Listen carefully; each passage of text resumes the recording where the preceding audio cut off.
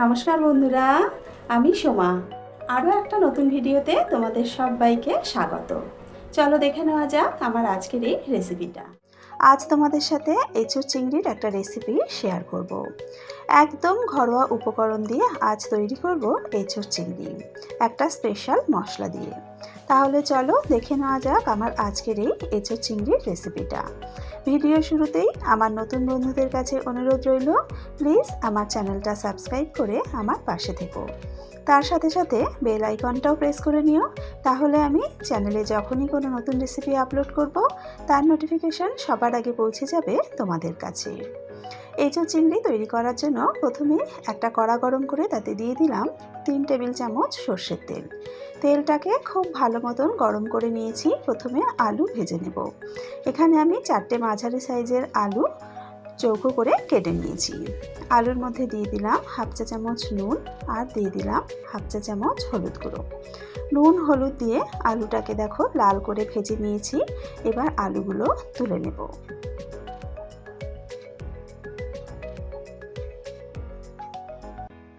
আলুগুলো তুলে নেওয়ার পর এই তেলেই এঁচোড়টা ভেজে নেব। আমি একটা মাঝারি সাইজের এঁচোড় নিয়েছি। এঁচোড়টাকে ছোট ছোট টুকরো করে কেটে নিয়েছি। এঁচোড়ের মধ্যেও দিয়ে দেব সামান্য নুন আর দিয়ে দেব হলুদ গুঁড়ো। নুন হলুদ দিয়ে এঁচোড়টাকেও লাল করে ভেজে নেব। আমি কিন্তু এখানে কাঁচা এঁচোড়ই ব্যবহার করছি। এঁচোড়টাকে কিন্তু আমি ভাপিয়ে নিইনি বা সেদ্ধ করে নিইনি। এঁচোড়টাকেও নুন হলুদ দিয়ে লাল করে ভেজে নিয়েছি। ভাজা এঁচোড়টা তুলে নেব।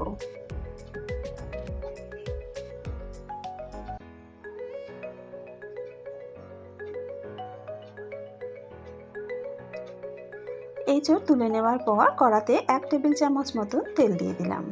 তেলটাকে গরম করে নিয়ে এবার এতে চিংড়ি মাছ ভেজে নেব। আগে থেকে নুন হলুদ মাখিয়ে রাখা চিংড়ি মাছটা দিয়ে দিলাম। চিংড়ি মাছটাকে হালকা লাল করে ভেজে নেব।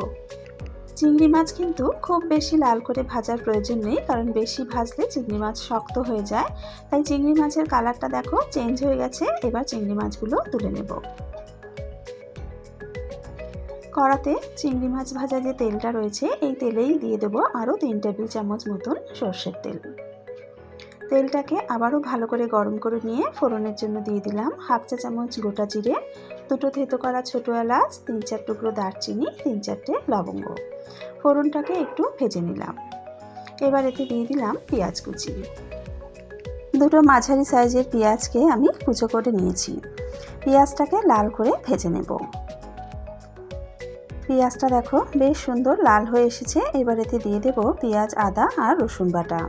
2টো মাঝারি সাইজের পেঁয়াজ, 1 ইঞ্চি আদা আর 5-6 কোয়া রসুনকে মিক্সিতে পেস্ট করে নিয়েছি। লাল হয়ে আসা পর্যন্ত মশলাটাকে খুব ভালো করে ভেজে নেব। মশলা ভাজা হয়ে গেছে। এবার এতে দিয়ে দিলাম 1 চা চামচ কাশ্মীরি লঙ্কার গুঁড়ো।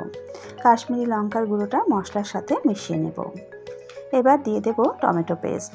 2টো মাঝারি সাইজের টমেটোকেও মিক্সিতে পেস্ট করে নিয়েছি। মশলার সাথে টমেটোটাকেও ভালো করে মিশিয়ে নেব। এবার এতে একে একে বাকি গুঁড়ো মশলাগুলো দিয়ে দেব।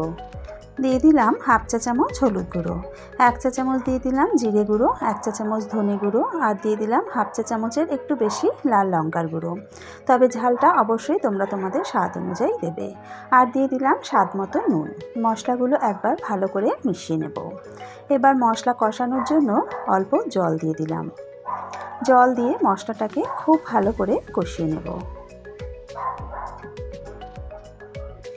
মশলা থেকে তেল ছেড়ে আসা পর্যন্ত মশলাটাকে খুব ভালো করে কষিয়ে নিয়েছি। এবার ভেজে রাখা আলু আর এঁচোড়টা দিয়ে দেব। মশলার সাথে আলু আর এঁচোড় ভালো করে মিশিয়ে নেব।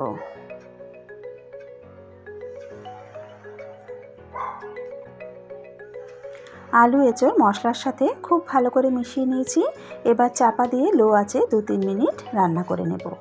মিনিট 3 পর চাপাটা তুলে নিলাম। একবার ভালো করে আবারও নাড়াচাড়া করে নেব।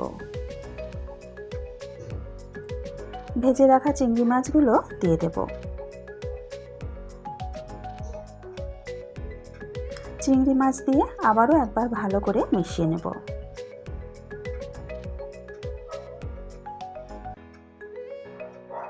এবার পরিমাণ মতো জল দিয়ে দেব।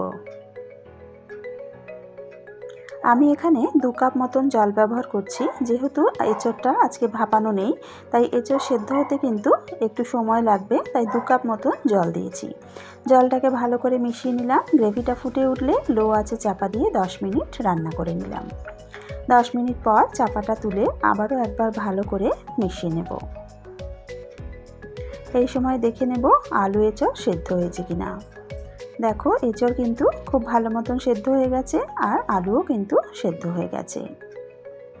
এবার গ্যাসের আগুনটা মিডিয়ামে করে দেব।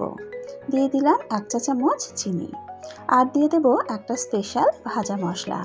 ভাজা মশলাটা কিভাবে তৈরি করেছি দেখে নাও। আমি এখানে শুকনো খোলায় 1 চা চামচ গোটা ধনে, 1/2 চা চামচ গোটা জিরে, 2টো ছোটো এলাচ, 2-3 টুকরো দারচিনি, 2-3টে লবঙ্গ, সামান্য একটু জয়িত্রী, একটা ছোট্ট জায়ফলের টুকরো আর একটা ছোট্ট স্টার অ্যানিসকে ড্রাই রোস্ট করে নিয়েছি। লো আঁচে 2 মিনিট মতো ড্রাই রোস্ট করে তারপর ঠান্ডা করে মশলাটাকে গুঁড়ো করে নিয়েছি। এই ভাজা মশলাটা দিলে কিন্তু এঁচোড় চিংড়ির স্বাদ আর গন্ধ একদম অন্যরকম হয়ে যাবে। মশলাটাকে দিয়ে একবার ভালো করে মিশিয়ে নিলাম। মিডিয়াম আঁচে আরও 2 মিনিট মতো রান্না করে নেব। ঝোলটা কিন্তু এখন অনেকটাই ঘন হয়ে গেছে। 2 মিনিট রান্না করে নেওয়ার পর ঝোলটা দেখো আরও অনেকটা ঘন হয়ে গেছে। এর থেকে আর বেশি ঝোল শুকনো শুকনো করব না, কারণ ঠান্ডা হলে অনেকটা ঝোল টেনে নেবে। দিয়ে দিলাম বড় চামচের 1 চামচ ঘি। যেহেতু আমি ভাজা মশলায় গরম মশলা ব্যবহার করেছি, তাই আলাদা করে আর গরম মশলা ব্যবহার করলাম না। ঘিটাকে ভালো করে মিশিয়ে নিয়েছি। এবার গরম গরম সার্ভ করে নেব। এইভাবে এঁচোড় চিংড়ি রান্না করলে গরম গরম ভাতের সাথে হোক বা রুটি, পরোটা, লুচি সব কিছুর সাথেই কিন্তু দারুণ লাগে। আর এই ভাজা মশলাটা ব্যবহার করলে এর স্বাদ আর গন্ধ কিন্তু একদম অন্যরকম হয়ে যায়। ভিডিওটা ভালো লেগে থাকলে লাইক ও শেয়ার করে দিও। আশা করি আমার আজকের এই রেসিপিটা তোমাদের ভালো লেগেছে। যদি রেসিপিটা ভালো লেগে থাকে তাহলে অবশ্যই কিন্তু রেসিপিটা একবার বাড়িতে ট্রাই করো। আর বাড়িতে ট্রাই করলে খেতে কেমন হয় কমেন্টস করে আমাকে জানাতে কিন্তু ভুলো না। আজকের ভিডিও এখানেই শেষ করছি। আবারও হাজির হয়ে যাব একটা নতুন রেসিপির সাথে। সকলে ভালো থেকো, সুস্থ থেকো।